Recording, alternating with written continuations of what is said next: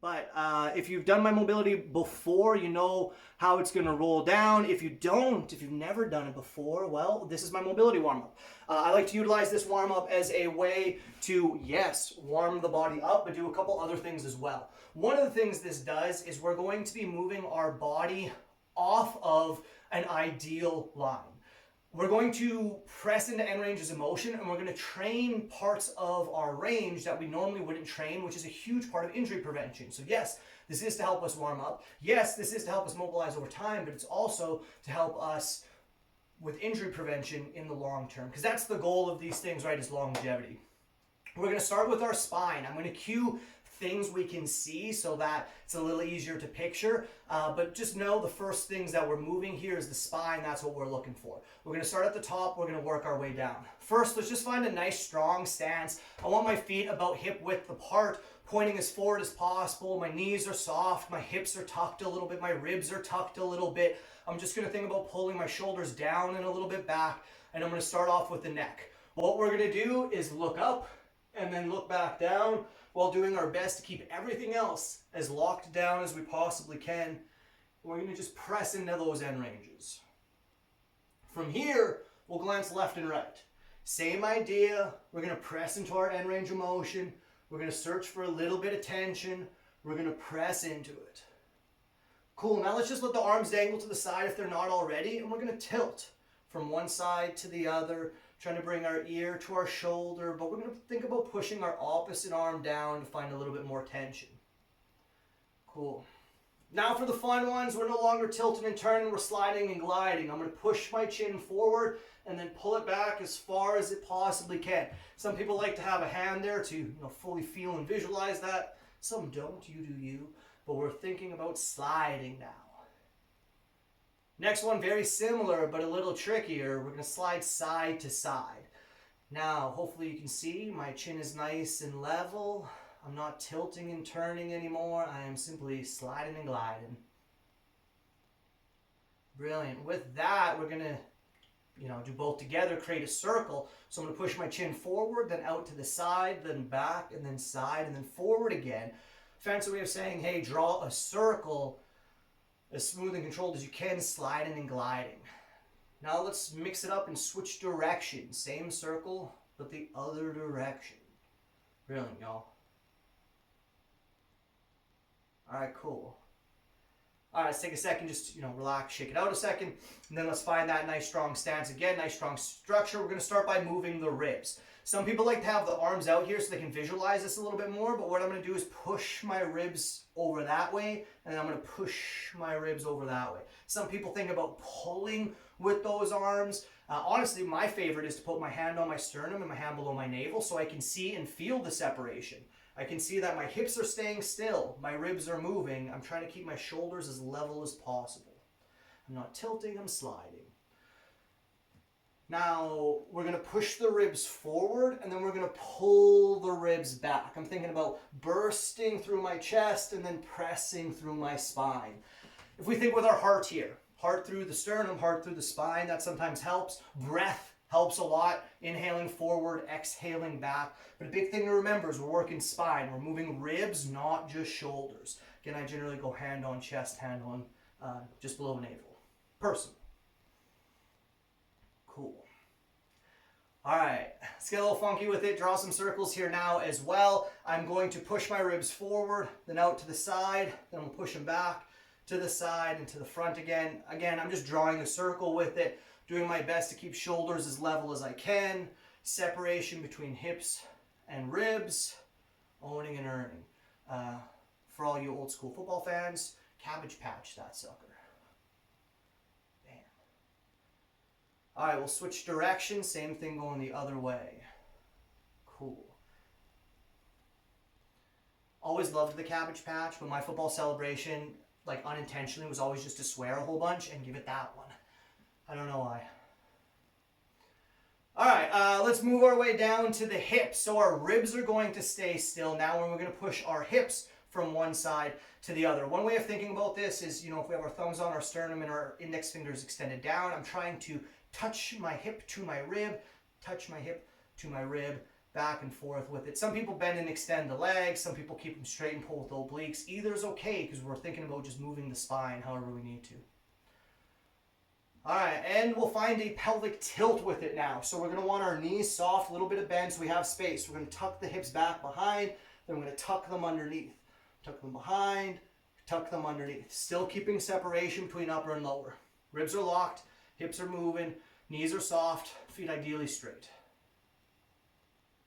Cool. All right, and same thing that we did with the neck and the spine, or neck and the chest there. We're going to find a circle now. So let's draw a circle with those hips. Again, front, side, back, side, front. If we want to segment it, we're just thinking rotation, smooth and controlled, still owning separation, busting your best salsa hips, getting those smooth and controlled circles. But let's switch directions. Same thing going the other way. Smooth and controlled, owning your separation, getting that spine moving.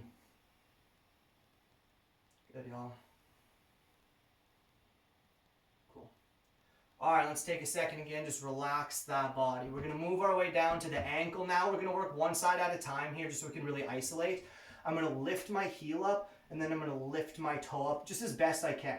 Now you'll notice my knee is staying straight. I'm doing that intentionally so that it doesn't compensate. If the knee bends, it's compensating for the ankle. So I'm keeping it straight and just letting it lift into my hip. From there, we're gonna go outside and inside on that same ankle. So pinky toe to big toe, pinky toe, to big toe, doing my best not to sway or rock. I'm trying to own my space. And let's switch sides. We'll go back to heel and toe, lifting the heel, lifting the toe, knee staying straight. We're loading weight, we're pressing into that tension. You'll notice my head doesn't really gain too much height here, and that's because as I do it, I try and like tilt to that side to press into more tension. But let's find that outside and inside now.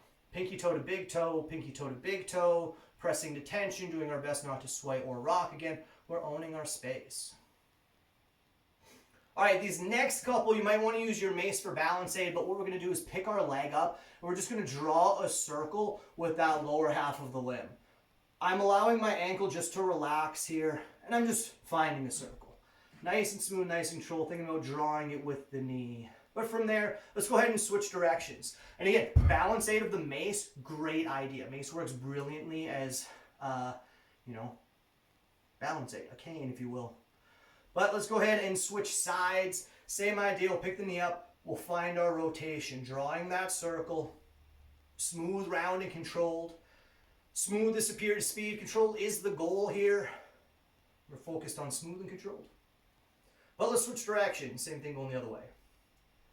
Good, again, nice and controlled with it. Nice smooth rotation. Brilliant. All right. Cool, we're gonna work our way into the hips next. So making sure you have some space in front of you and behind you. We're just gonna find a leg swing, high enough for the front end for the hamstring, high enough for the back end for the hip. Doing our best to keep that stability, or again, using that mace for balance aid. Gotta love the mace. So multifaceted. Cool. All right, let's go ahead and find the same thing on the other side. Just a nice big swing. High enough for the front end for that hamstring. High enough in the back end for that hip. Owning our lines. Owning our angles. Good, y'all. All right, we're going to be working with a little bit of lateral movement today. So we're going to find a similar swing, but we're going to go up to the side with it now. I like to really focus on keeping my toes pointing forward here, not allowing them to, lift to the sky, because I'm trying to find tension in specific areas. All right, sweet, let's switch sides, same thing. Finding that nice smooth swing, toes pointing forward, nice and controlled.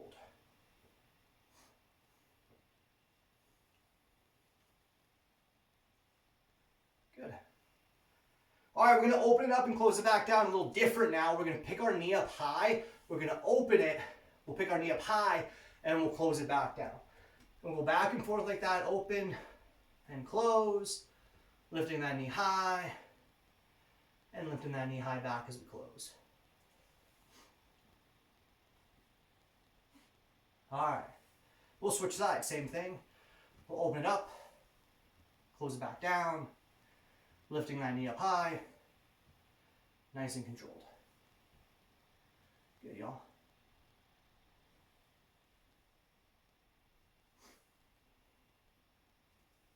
All right, we're gonna move our way to the shoulders next.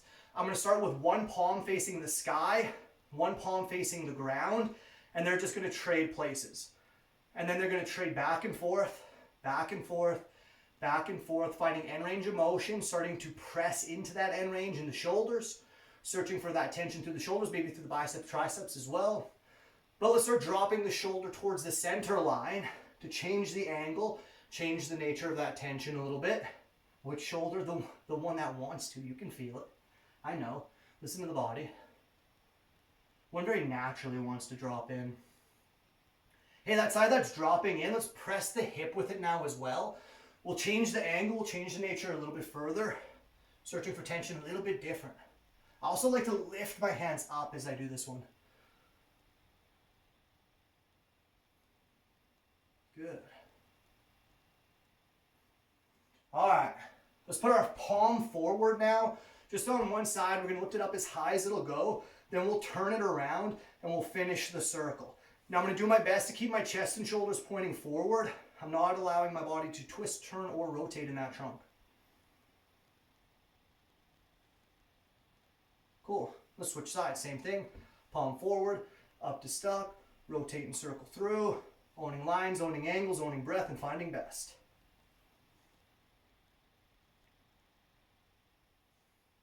Cool, y'all. All right, let's send just one arm out to the side, and we're gonna find an elbow circle. So I'm gonna try and draw a big old circle over top of my elbow, reaching back as far as I can, pressing the end range of motion, searching tension. Cool, and we'll switch directions. Very good, y'all. Same arm, just drawing back the other way. Really reaching, really pressing. All right, we'll switch sides, same idea. Finding that rotation, reaching back there, taking our time, keeping that control.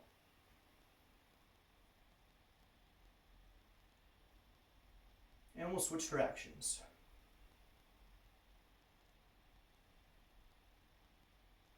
Good.